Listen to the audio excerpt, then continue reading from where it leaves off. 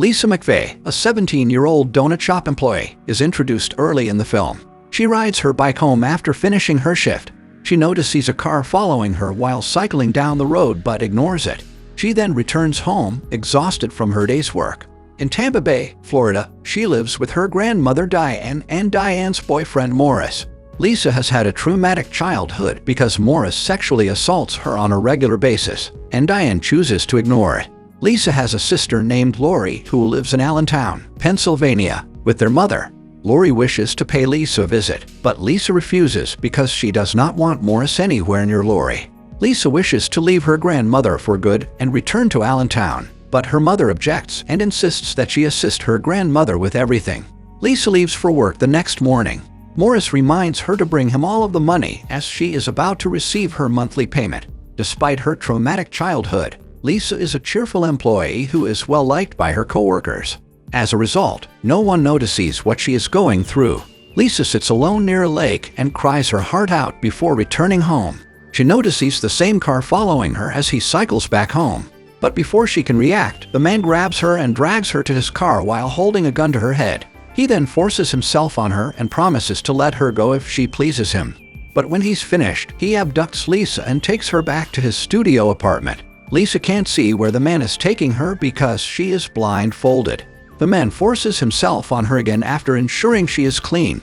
Diane reports Lisa missing the next day, but she casually assumes she ran away. When Lisa's mother learns of her daughter's disappearance, she, too, believes Lisa has simply run away and there is nothing to worry about. Meanwhile, Lisa's constantly bound and blindfolded, while the man forces himself on her. Despite her fear, Lisa approaches the man and discovers that the man has been hurt by many women in the past, which is why he despises them. So Lisa employs reverse psychology by being sweet to him in order to gain his trust. She also fingerprints the surfaces in his bathroom. Later that night, while the man is sleeping, Lisa has a dream in which she is conversing with her mother.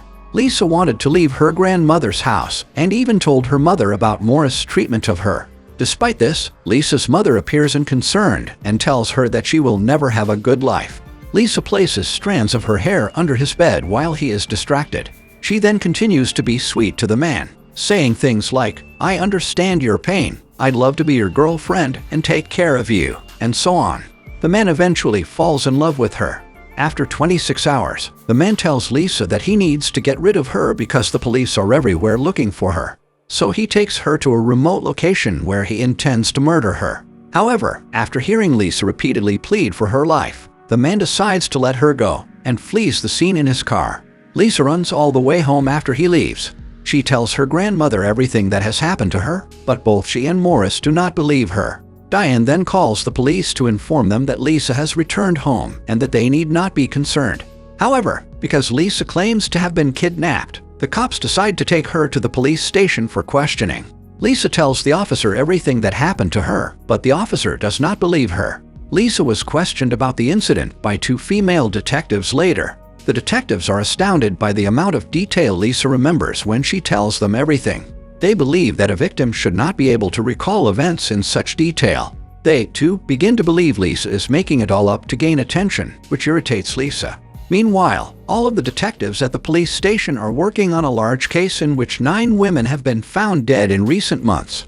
They were all raped before they died, and the cops have no leads or suspects.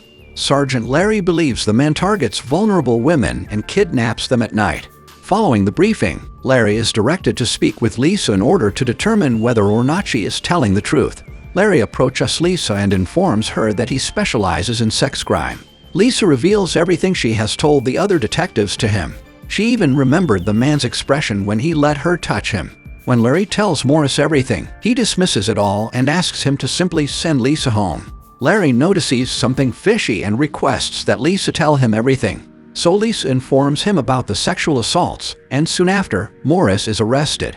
Lisa then decides to pack her belongings and leave her grandmother's house.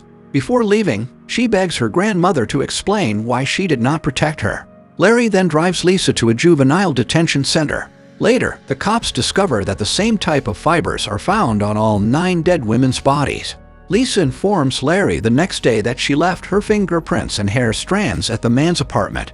She even splattered her blood on his car as proof. She also reveals that the man appears to understand what he was doing and may have done it before.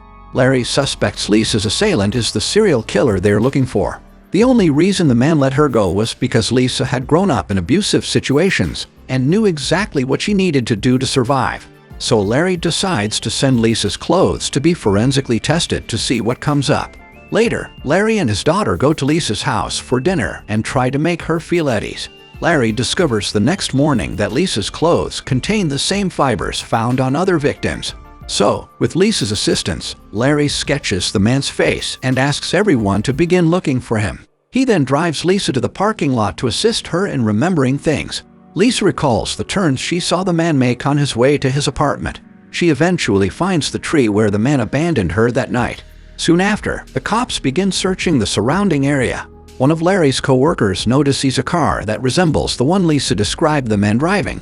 However, because the detective lacks evidence to arrest him, he decides to photograph the man and his car.